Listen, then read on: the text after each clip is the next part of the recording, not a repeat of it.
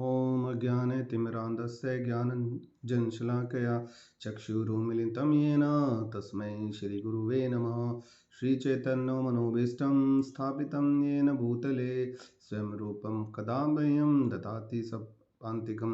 वन्देऽहं श्रीगुरुः श्रीयुक्तपदकमलं श्रीगुरून् वैष्णवं श्रीरूपं साग्रजातं स रघुनाथं तमः सावधेतं सावधूतं परिजनसहितं कृष्ण चैतन्यदेवं श्रीराधाकृष्णपादान् सगणलिता श्रीविशाखाविन्दाश्च।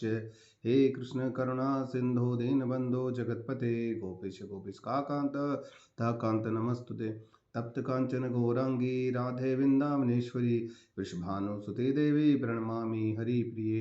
वाञ्छाकल्पतरुश्च कृपा सिन्धुपदेव च पतितानां पावनेभ्यो वैष्णवेभ्यो नमो नमः। जय श्री कृष्ण चैतन्य प्रभु नित्यानंद श्री अद्वैत गदाधर शिवासादि गौर भक्तवृंद। हरे कृष्णा कृष्णा कृष्णा हरे हरे, हरे राम राम राम हरे हरे। नमः ओं विष्णुपदाय कृष्ण पृष्ठाय भूतले श्रीमति भक्ति वेदांत स्वामी इति नामिने। नमस्ते सरस्वती देवी गौरवाणी प्रचारिणे निर्विशेष शून्यवादे पाश्चात्य देशतारिणे।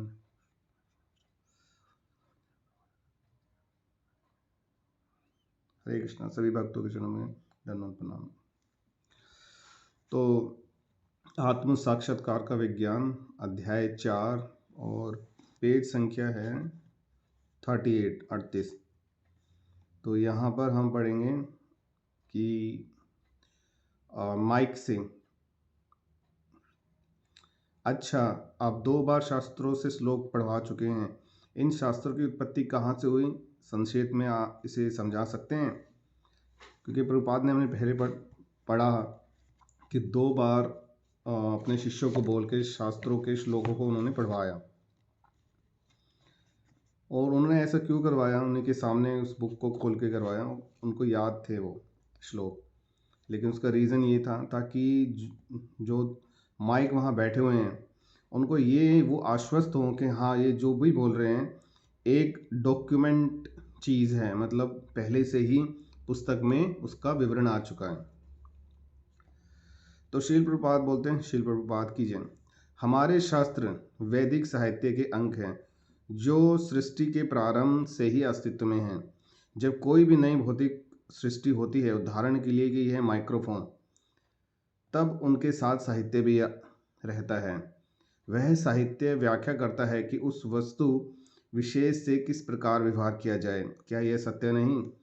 तो प्रभुपाद जी बताते हैं माइक्रोफोन यानी कि जो जिसमें हम बोलते हैं माइक, तो जब उसका आविष्कार हुआ था तो उसके साथ साहित्य भी रहता है। साहित्य भी रहता है, इसका क्या मतलब है? मतलब कोई भी चीज़ अगर हम आविष्कार करते हैं तो उसका अपना एक साहित्य होता है, उसकी अपनी एक लिटरेचर होता है।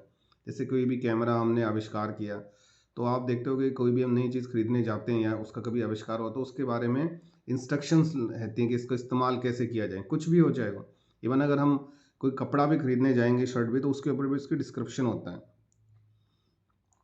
तो माइक ने कहा कि जी हाँ, आपका कहना ठीक है, यह सत्य है श्रील प्रभुपाद, और यह साहित्य माइक्रोफोन के निर्माण के साथ ही आता है। तो उन्होंने बोला हाँ, यह भी सही है। तो श्रील प्रभुपाद आगे बोलते हैं, तो उसी प्रकार वैदिक साहित्य भी इस भौतिक सृष्टि के साथ आता है। वह यह व्याख्या करता है कि इस संसार के साथ किस प्रकार व्यवहार करना चाहिए। तो यहाँ प्रभुपाद जी एक छोटे से एग्जाम्पल से, जो कि उनके हाथ में ही था, उसी से समझा देते हैं कि साहित्य, उनका जो क्वेश्चन था कि साहित्य कब से हैं, और उन्होंने इसकी व्याख्या की। तो साहित्य तब से हैं जब से सनातन है।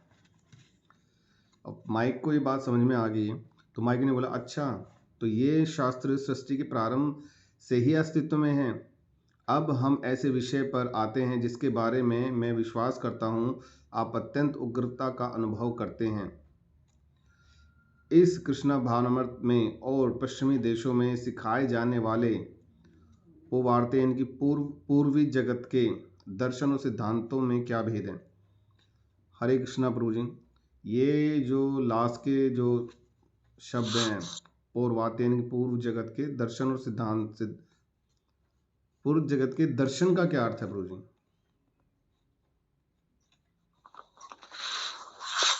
जो वहाँ की प्रभु जी यही होता है अर्थ कि वहाँ की जो थ्योरी है पूर्व जगत की, जैसे जो हमें वहाँ के बारे में बताती है पूर्व जगत की। मतलब ये डायरेक्शन के बारे में पूछ, या पूर्वी पूर्वी आ गया ना? तो वहाँ पूर्वी के तो फिर भारत का ही हो गया शायद, है ना? पूर्वी जो देश है, जो भारत भी सम्मिलित है जिसमें। तो उनके दर्शन और सिद्धांतों के मुख्य भेद क्या हैं, मतलब क्या उनकी विशेषताएं हैं, क्या उनके फीचर्स हैं? तो श्रील प्रभुपाद बोलते हैं, हमारे और उनके बीच में सबसे बड़ा भेद यह है कि हम मूल वैदिक साहित्य का अनुसरण कर रहे हैं और वे लोग अपने निजी साहित्य की रचना कर रहे हैं। मुख्य भेद यही है।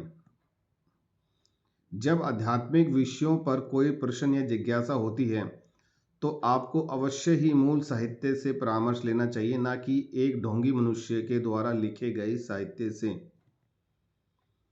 तो ये बात बहुत अच्छी है और इसको हम सब ने महसूस भी किया होगा कि जब हम कृष्णा भावना भावित के इस आंदोलन में सम्मिलित नहीं हुए थे तो हम भी कुछ ना कुछ ऐसी हमें बुक्स बताते थे हमारे टीचर, हमारे प्रोफेसर, कि आप ये बुक पढ़ो, बड़ी मोटिवेटिव है, आपका मोटिवेशन लेवल को बढ़ा देगी। लेकिन ये बात सोचने की है कि जो वो मोटिवेशन बुक लिखी गई है वो एक ऐसे व्यक्ति के द्वारा लिखी गई है जो जिसका निर्माण ब्रह्मा जी के द्वारा हुआ है। लेकिन ब्रह्मा जी का निर्माण किनके द्वारा हुआ है? महाविष्णु के द्वारा हुआ है। और उनका निर्माण किनके द्वारा हुआ है? भगवान श्री कृष्ण के द्वारा हुआ है। तो जो इस सृष्टि के सब कुछ हैं उनके मुख से निकली हुई जो साहित्य है, जो कि भगवत गीता के रूप में हमारे साथ है, उससे ज़्यादा मोटिवेशन और कुछ चीज़ नहीं हो सकती। तो वो भी एक हमारा साहित्य का पार्ट है। तो प्रभुपाद जी यही बोलते हैं कि हमारे जो मोटिवेशन है, जो भी बुक्स जिज्ञासा है और परामर्श लेना चाहिए, वो सिर्फ और सिर्फ इन अपने साहित्य से लेना चाहिए। कल एक पेंटिंग मैंने देखी और वो पेंटिंग आज के यूथ की स्थिति को दिखाती है। मतलब आज के जो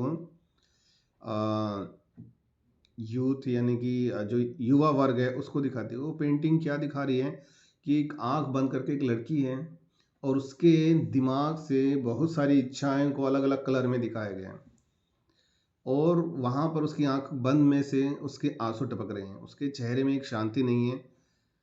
और वो पेंटिंग इस चीज़ को दिखा रही है कि हमारी आज के भौतिक जगत में इच्छाएं कितनी हैं, असीमित इच्छाएं हैं, लेकिन वो आंसू क्यों टपक रहे हैं? क्योंकि वो इच्छा पूरी नहीं हो रही है। हम लोग भी ऐसे हुआ करते थे, परेशान रहते थे, इच्छाएं पूरी नहीं होती थीं। लेकिन जब से कृष्णा भावना भावित में आए हैं तो ये दृष्टिकोण ही हम लोगों का चेंज हो गया। तो यहाँ प्रभुपाद जी इसी बात पर उनको बता रहे हैं कि हमें अपने साहित्य की लेनी चाहिए, ना कि एक ढोंगी मनुष्य की।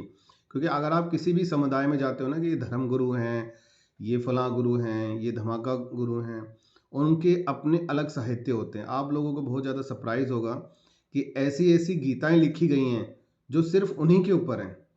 भगवान का वहाँ कोई नाम नहीं है, वो सिर्फ और सिर्फ अपनी बारे में ही बताते हैं। गुरु गीता होगी या कुछ ऐसे करके उनके नाम थोड़े थोड़े डिफरेंट कर दिए गए हैं। तो आगे बढ़ते हैं।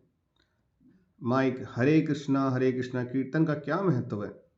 शील प्रभुपाद, इस युग में हरे कृष्णा कीर्तन शुद्ध बनाने की सबसे सरल विधि है। इस युग में लोग इतने मंद बुद्धि हैं कि आध्यात्मिक ज्ञान को अत्यंत सरलतापूर्वक नहीं समझ सकते।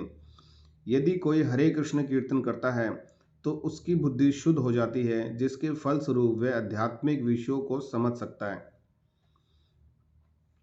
तो यहाँ पर यही चीज़ बताई गई है। जैसे कोई बच्चा नर्सरी केजी में आता है तो उसको अक्षरों का ज्ञान करवाया जाता है ताकि जब वो थोड़ी बड़ी क्लास में आए तो सहज से पढ़ सके, हर चीज़ को समझ सके। तो ठीक इसी प्रकार से हरे कृष्ण कीर्तन मन का जो मंत्र है, जो कीर्तन है, वो हमारी मंद बुद्धि को, जो धूल उस पर पड़ी हुई है, जो अभी हम पढ़ रहे थे इस के बारे में, शिष्टाष्टकम का जो पहला श्लोक है उसका भी ये अर्थ है कि हमारे जो अर्थ, हमारे जो अनंत काल से मैला जो हृदय है उसको शुद्ध करता है, और इतने इजी वे में शुद्ध हो जाते हैं कि हमें मालूम भी नहीं चलता। और फिर हम इन साहित्यों को समझना शुरू कर देते हैं। हमारी बुद्धि हमें इस चीज़ का, भगवान हमें ये शक्ति देते हैं कि हमारी बुद्धि उस चीज़ को एनालाइज कर सके, उसे समझ सकें। अक्सर जब ये हमारा ग्रुप शुरू हुआ तो अक्सर ये क्वेश्चन होता था प्रभु जी से कि प्रभु जी, कैसे हम हमेशा तो सुनते आए हैं, कैसे हम पढ़ेंगे और कैसे हम समझा पाएंगे और कैसे हम एनालाइज कर पाएंगे। लेकिन प्रभु जी एक ही चीज़ बोलते थे, वो बोलते थे कि भगवान सब शक्ति देते हैं। भगवान उन बहुत बार ये चीज़ बोला, और ये हम खुद भी महसूस कर सकते हैं कि हम जब पहले पढ़ रहे थे और अब पढ़ रहे हैं उसमें काफ़ी फ़र्क है। हम खुद से भी उस चीज़ को एनालाइज कर रहे हैं, और ये एनालाइज कैसे कर रहे हैं, जब भगवान हमें इस चीज़ का आशीर्वाद या बुद्धि देते हैं। इसमें अब तक जो पढ़ा है, कोई अगर भक्त इसमें कुछ अपना ऐड करना चाहे या कुछ एक्सपीरियंस शेयर करना चाहे। हरे कृष्णा।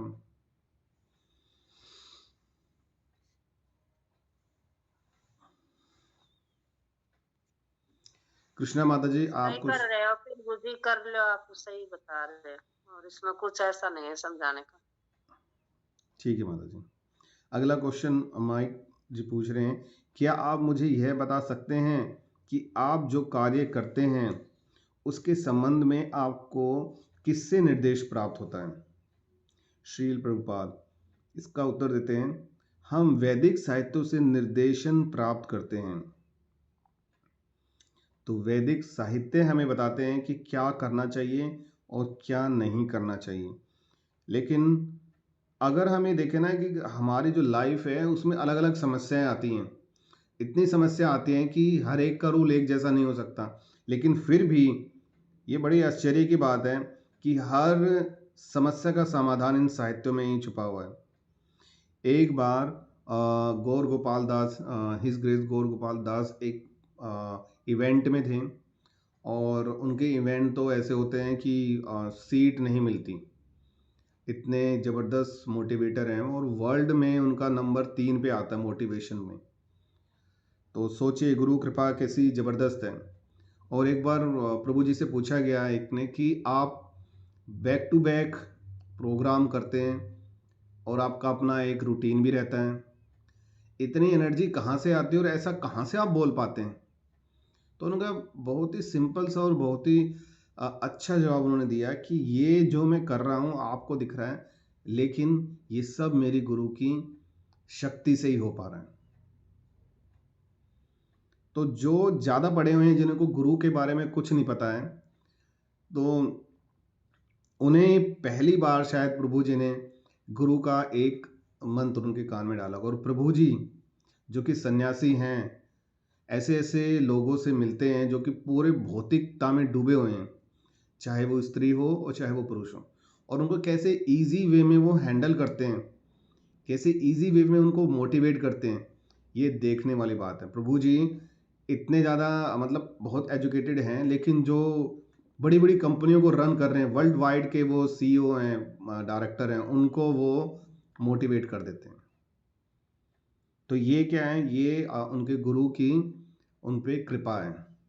तो आगे बढ़ते हैं। माइक, जिन शास्त्रों को आपने चर्चा के अंतर्गत उद्धत किया था, वो पूछ रहे हैं कि जो भी हमारी जो कन्वर्सेशन चली है, बातचीत चली है, उसमें जिन श्लोकों को आपने बीच में बोला था उन्हीं के बारे में बात कर रहे हैं क्या आप? तो श्री प्रभुपाद बोलते हैं, जी हाँ, ये सब शास्त्रों में दिया हुआ है। हम अंग्रेजी में केवल उनकी व्याख्या कर सकते हैं, परंतु हम किसी भी वस्तु की रचना नहीं कर रहे हैं।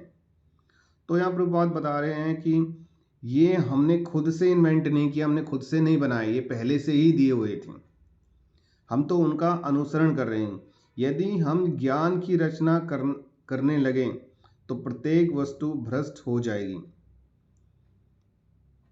यदि हम ज्ञान की रचना करने लगें तो प्रत्येक वस्तु भ्रष्ट हो जाएगी। वैदिक साहित्य उस साहित्य के समान है जो यह व्याख्या करता है कि किस प्रकार इस माइक्रोफोन को स्थापित करना है। हाँ जी। तो यदि हम अपने ज्ञान की रचना, जैसे कि किसी ने भी माइक्रोफोन बनाया, तो वो ये तो जानता है कि इसका इस्तेमाल कैसे किया जाएगा, तो वो उसमें इंस्ट्रक्शन भी देता है। लेकिन उसकी इंस्ट्रक्शन को ना पढ़ के हम अपना ज्ञान उसमें इम्प्लीमेंट कर दें, तो उसका नुकसान होने के चांसेस ज़्यादा हैं। तो प्रभुपाद जी यहाँ पर यही बोलते हैं, यदि हम अपने ज्ञान की रचना करने लगे तो प्रत्येक वस्तु भ्रष्ट हो जाएगी। जैसे कोई भी अगर हम फ्रिज ये खरीदने के लिए जाते हैं, तो उसमें बाहर की तरफ जो एक कवर लगा रहता है, उस कवर में ये भी बताया हुआ होता है कि ये इसकी पोजीशन क्या है, मतलब किस साइड में वो सीधा है और किस साइड में उल्टा है। आपको इसको रखना कैसे है, ये चीज़ की इंस्ट्रक्शन दी जाती है। अगर ये इन चीज़ की इंस्ट्रक्शन ना दी जाए और हम अपना ही ज्ञान उसमें इम्प्लीमेंट कर दें, तो हो सकता है सब उल्टा पुल्टा हो जाए और उस चीज़ का नुकसान हो सकता है, फिर फायदा नहीं होगा, नुकसान होगा। तो प्रभुपाद जी यही बता रहे हैं कि वैदिक साहित्य उन साहित्यों के समान है जो यह व्याख्या करता है कि किस प्रकार इस माइक्रोफोन को स्थापित करना है। यह साहित्य कहता है, इस विधि से कार्य कीजिए, कुछ पेच इस ओर होने चाहिए, धातु के इर्द गिर्द। आप इसमें कोई परिवर्तन नहीं कर सकते। यदि ऐसा करेंगे तो प्रत्येक वस्तु ही विनष्ट हो जाएगी, यानी कि फिर वो खराब हो जाएगी। तो जैसे हम माइक्रोवेव ओवन यूज़ करते हैं और हमें ये ना पता हो कि भैया कितने टेम्परेचर पे क्या कुछ करना है, हमें ना तो कोई डेमो लिया हो और हम अपना उसमें ज्ञान डाल दें, तो जो चीज़ 30 सेकंड में होनी चाहिए उसके लिए हम 2.5 मिनट कर डालें, तो जब निकलेगी तो वो उसका रंग रूप सब कुछ बदला हुआ होगा और शायद वो काले रंग की भी हो सकती है। तो उसका क्या होगा, नुकसान ही हो जाएगा। ठीक है, और एक बहुत सुंदर सी वहाँ पर खुशबू भी आएगी, जिसको सुन के तेज तेज आवाज़ें आने लग जाएंगी कि क्या कर डाला, अभी तो आया था, अभी जलाएगी क्या, इसको लाना ही नहीं चाहिए था। ठीक है, तो यहाँ पर यही चीज़ है कि आप कोई परिवर्तन नहीं कर सकते हैं। यदि ऐसा करेंगे तो प्रत्येक वस्तु ही विनष्ट हो जाएगी। इसी प्रकार हम किसी भी सिद्धांत की रचना नहीं कर रहे हैं, इसलिए हमारे ग्रंथ में से एक ग्रंथ के अध्ययन करने की आवश्यकता भर है।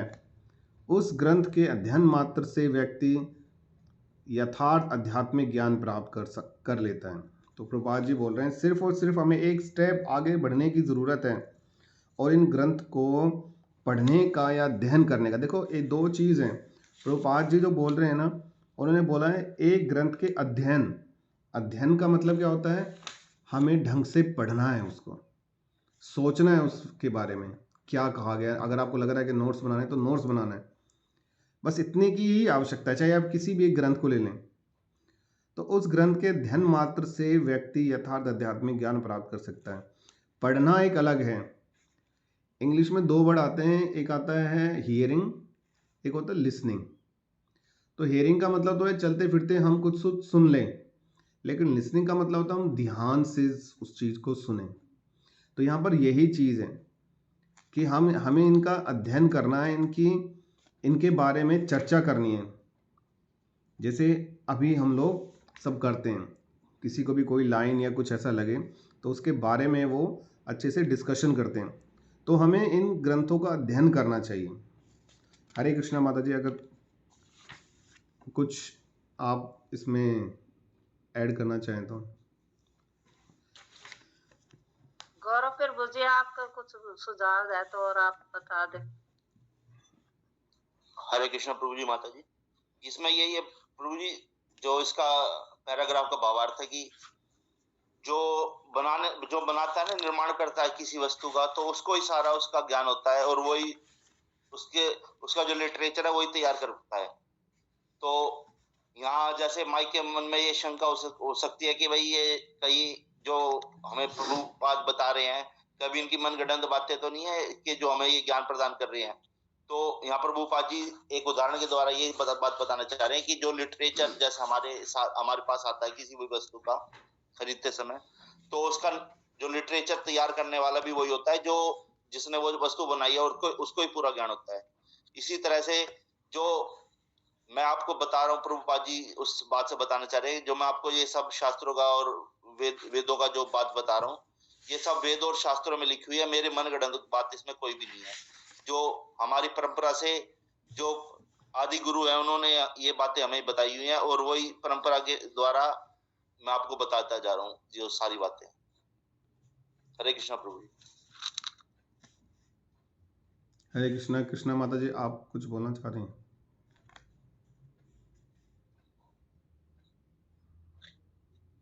हरे कृष्ण प्रभु जी, बता तो दिया आपने, मेरा माँ इतना कहाँ ज्ञान है।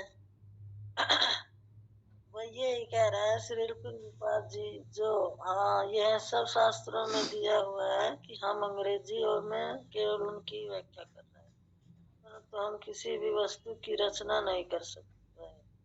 यदि हम ज्ञान की रचना करने लगेंगे तो प्रत्येक वस्तु भ्रष्ट जाएगी।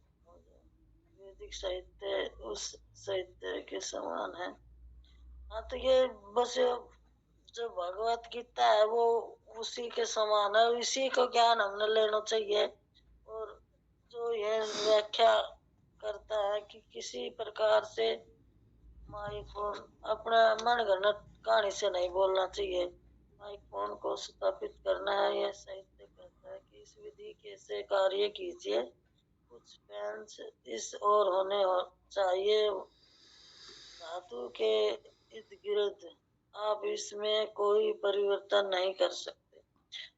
बिना उस साहित्य बिना कोई परिवर्तन नहीं कर सकते अपने मन गढ़ंत कहानी से। तो यदि इसे करेंगे तो प्रत्येक वस्तु ही नष्ट हो जाएगी। इस प्रकार हम किसी भी सिद्धांत की रचना नहीं कर सकते जब तक हम इसलिए हमारे ग्रंथों में से एक ग्रंथ के अध्ययन करने की आवश्यकता भर है। उस ग्रंथ के अध्ययन मात्र के व्यक्ति अर्थात आध्यात्मिक ज्ञान प्राप्त कर ले। तो ये ही दे रखा है इसमें जो भगवान हमने कि अपने मन गढ़ंत कहानी से नहीं करना चाहिए। जो भगवान ने साहित्य वो भगवत गीता जो दे रखी है उसी का ज्ञान लेना चाहिए हमने, उसी से हम जान पाएंगे भगवान के बारे में, भगवान क्या है, भगवान कौन है, कैसे हमने भक्ति करनी चाहिए।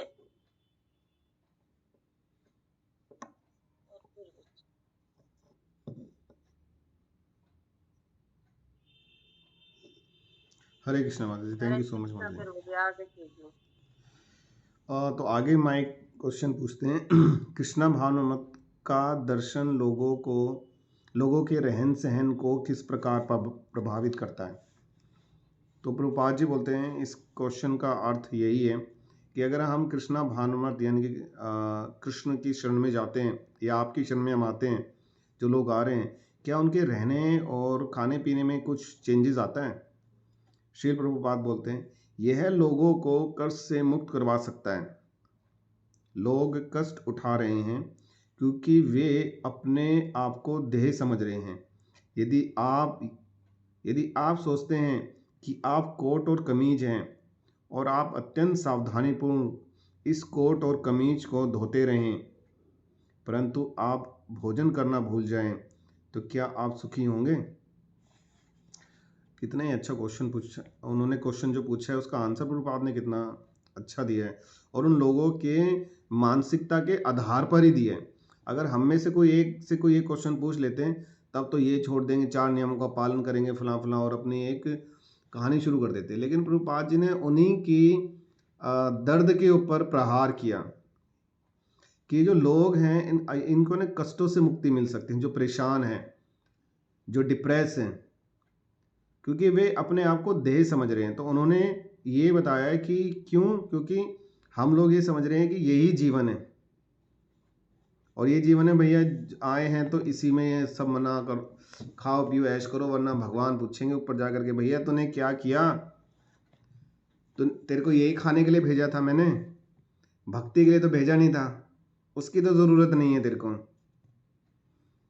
ठीक है, खुद खा पी करके। और कल एक बड़ी प्रभु जी, मैं एक क्लाइंट से मिलने गया। वो क्लाइंट के पास मेरे ख्याल से करोड़ों की गाड़ी का शोरूम है। एक गाड़ी की वैल्यू मेरे ख्याल से होगी नहीं तो कम से कम 1 करोड़ तो मिनिमम है। तो मेरी उससे बातचीत हुई तो बात करते करते उसने बताया कि हमारे यहाँ पर जो ये खरीदी जाती है, मैंने उसको कुछ सजेशन दिया, आप इस गाड़ियों में ये भी कर सकते हैं।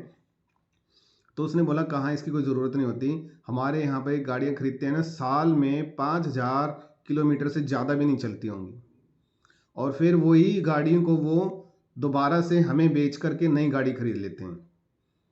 मतलब ये उनकी पॉलिसी चलती रहती है। तो बड़े ही अजीब सी बात है कि वो करोड़ों रुपए खर्च करते हैं एक गाड़ी को खरीदने के लिए, और उसका इस्तेमाल कितना होता है, ज़्यादा देर तक होता नहीं है, और फिर उनकी चाह, उनकी जो उनके चित्त में शांति नहीं है, फिर उनकी एक और चाह उमड़ जाती है कि नहीं यार, इससे तो बोर हो गए हम लोग, नए की तरफ चलते हैं। और ये नया नया कब तक चलता रहेगा उनकी लाइफ में?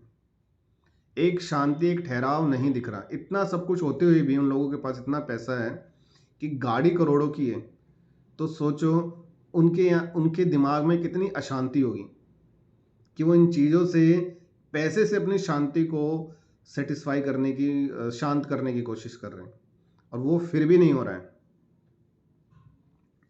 तो प्रभुपाद जी यहाँ बता रहे हैं कि हम जो कोट कमीज पहनते हैं, इसको अच्छे से ड्राई क्लीन करवाते हैं या धोते हैं या मशीन में डालते हैं, साफ सूफ करते हैं। क्या हमने कभी चम्मच लेकर के इस कमीज को खिलाया है? अगर आपने इस कमीज को चम्मच खिलाने की कोशिश की और आपकी पत्नी आपको देख रही है, तो बस फिर तो एक अलग ही सीन हो जाएगा। ठीक है, तो ठीक इसी प्रकार से आत्मा को खिलाने के लिए वो चीज़ भूल गए हम लगे पड़े हैं इसको गंदा करने के लिए, अपने वस्त्र को गंदा करने में लगे हुए हैं कि खा बेटा खा, बहुत सुख मिलेगा खाने से। तो आगे चलते हैं, माइक फिर क्वेश्चन करते हैं। जी नहीं, मैं सुखी नहीं हो सकूंगा। तो श्री प्रभुपाद बोलते हैं उसी प्रकार, अभी देखो जो आंसर प्रभुपाद ने दिया, खुद ही माइक ने बोल दिया कि नहीं मैं सुखी नहीं हो सकूंगा। श्री प्रभुपाद बोलते हैं उसी प्रकार सभी लोग देह रूपी कोट और कमीज को धो ही रहे हैं, परंतु शरीर के भीतर रहने वाली आत्मा को भूले जा रहे हैं। उनको इसकी कोई जानकारी नहीं है कि शरीर रूपी कोट और कमीज के भीतर क्या है। आप किसी से भी पूछें कि वह कौन है, वह कहेगा जी हाँ मैं हूँ, मैं अंग्रेज हूँ, मैं भारतीय हूँ। और यदि हम कहते हैं निश्चय ही यह तो मैं भी देख सकता हूँ कि आपका शरीर अंग्रेज या भारतीय है, परंतु आप कौन हैं, इस प्रश्न का उत्तर वह नहीं दे सकता। तो यहाँ भौतिक शरीर से प्रभुपाद जी आध्यात्मिक बॉडी की तरफ मोड़ रहे हैं। आध्यात्मिक बॉडी हमारी क्या है, हमारी आत्मा, और भौतिक आवरण हमें क्या है, ये शरीर। ये बड़े ही इसमें ना हम किसी भी जीव कीट किसी को भी देख लें, छोटे से छोटा बड़े से बड़ा, इस पृथ्वी पर जितने भी 84 लाख योनियां हैं, सबका एक कॉमन चीज़ है, वो है भोजन, शरीर का भोजन। चाहे वो जानवर ही क्यों ना हो, चाहे वो इंसान ही क्यों ना हो, उसे ये चाहिए ही चाहिए। और उसी के लिए उसकी भाग दौड़, रिस्क सब कुछ चलता है। अपनी जान को जोखिम में लगा करके जो असहाय जीव हैं वो निकलते हैं। क्यों? क्योंकि उनको खाने के लिए चाहिए ही चाहिए।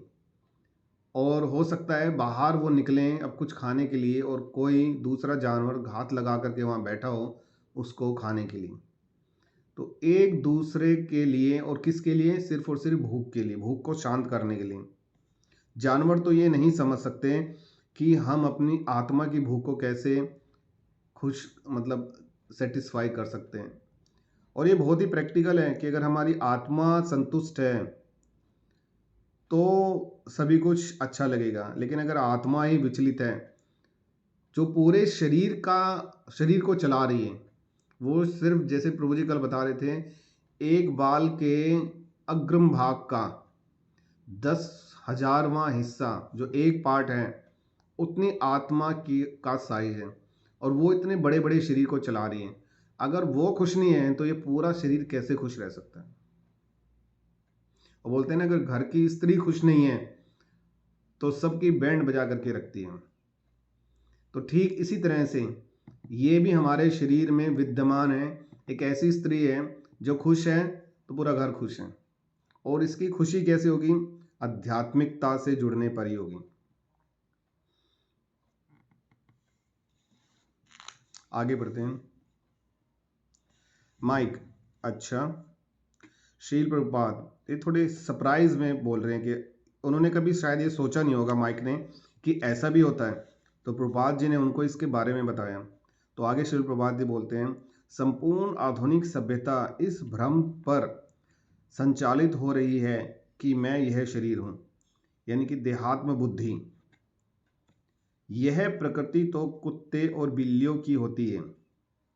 कल्पना कीजिए कि मैं इंग्लैंड में प्रवेश करने का प्रयत्न करता हूँ।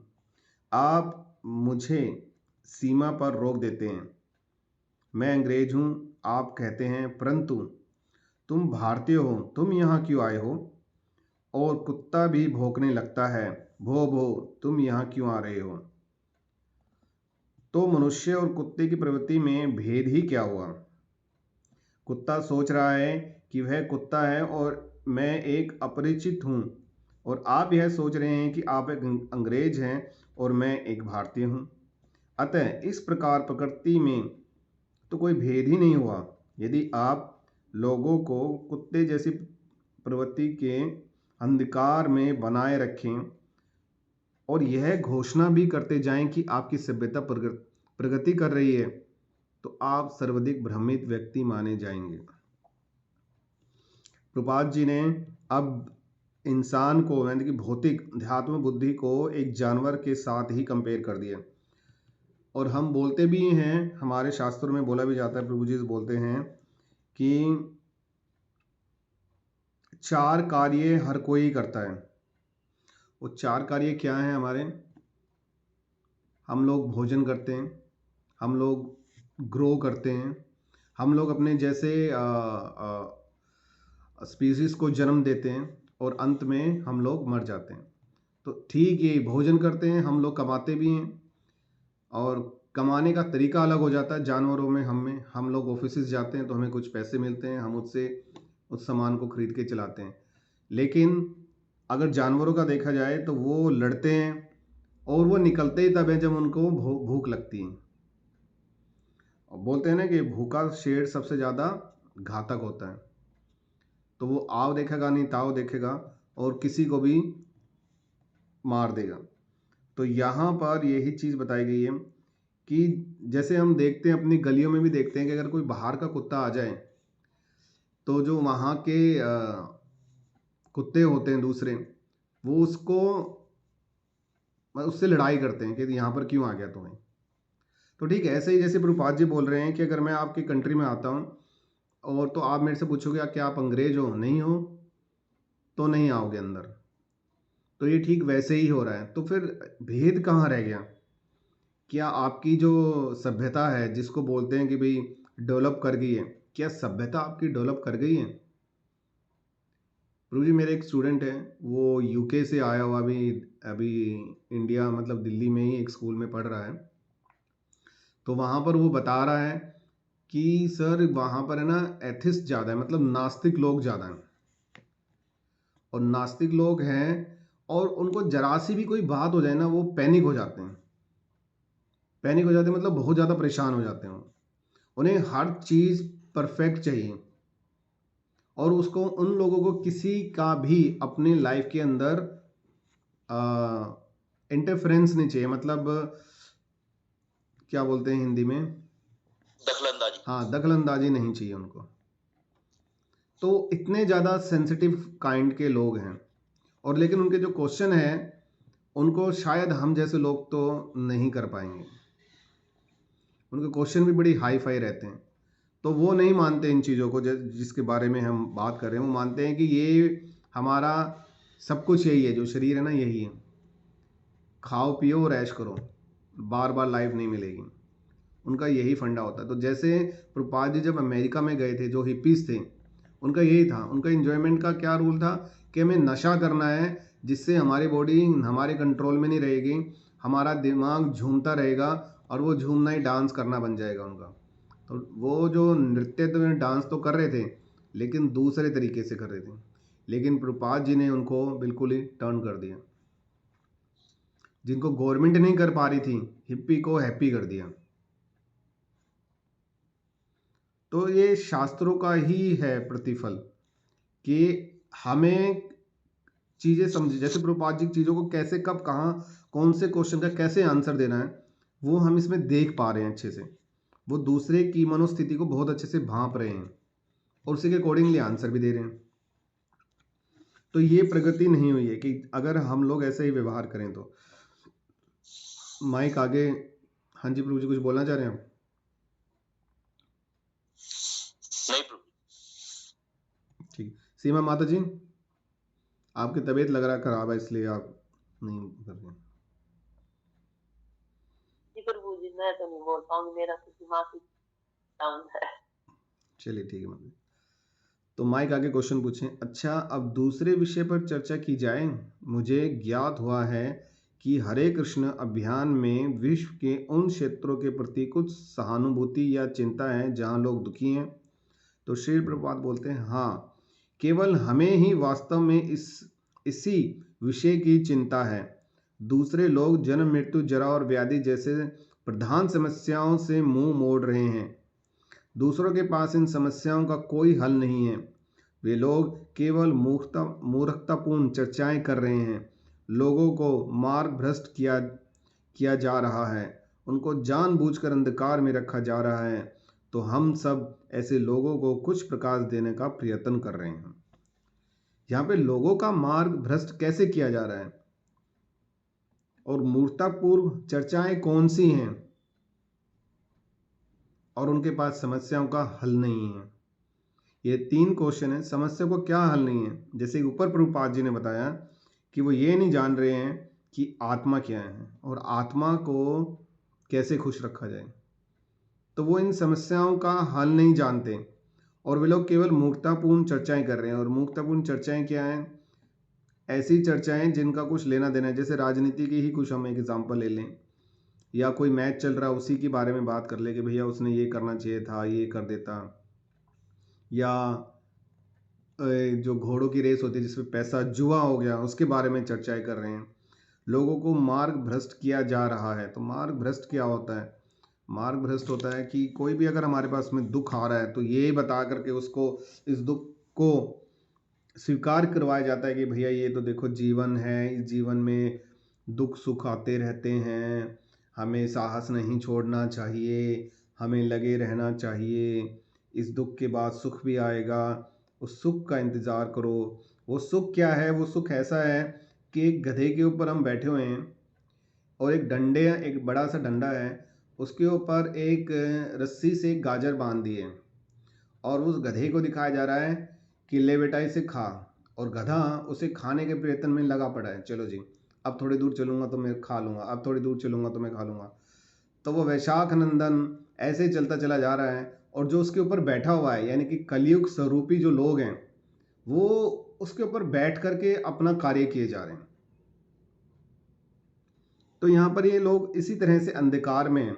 अगर उस गधे को बताया जाए कि भैया ये ले टेप, इंची टेप पकड़ और नाप कितनी दूर है और तू कैसे पहुंच सकता है बता, तो शायद वो कुछ समझ जाए इस बारे में। तो एक बार गौर गोपाल दास जी का एक लेक्चर था, तो उन्होंने बोला संस्कृत का एक शब्द है जिसके बारे में भी मैंने बताया भी, वैशाख नंदन। और वैशाख नंदन का अर्थ होता है गधा। अगर हम किसी को बोलेंगे ना गधे, तो वो गुस्से में आ जाएगा, लेकिन हम उसे प्यार से बोलेंगे वैशाख नंदन जी, तो बहुत ही हर्षित होगा कि कुछ अच्छा ही शब्द मेरे को मिला है। तो अगर किसी को प्यार से ऐसे करना हो तो ये शब्द बहुत अच्छा है। तो संस्कृत भी बहुत अच्छी है, डिफ़िकल्ट नहीं है। उसमें भी कुछ ऐसे ऐसे शब्द हैं जिनका उपयोग हम बाहर कर सकते हैं। अब इसका वैशाख नंदन तो मेल वो हो गया, अब वैशाख नंदनी होगा या नहीं होगा ये आप लोग सर्च कर सकते हैं। तो आगे क्वेश्चन माता जी करें या क्या करें? आगे पढ़ूं मतलब? प्रभु जी देख लो, क्वेश्चन कर ले, फिर आपके पास समय ना रहता ज्यादा। तो यहाँ तक करते हैं हम लोग आज। हरे कृष्णा प्रभु जी, लेकिन मैंने तो क्वेश्चन देखा ही नहीं, तो करेंगे कैसे? किसी और ने देखा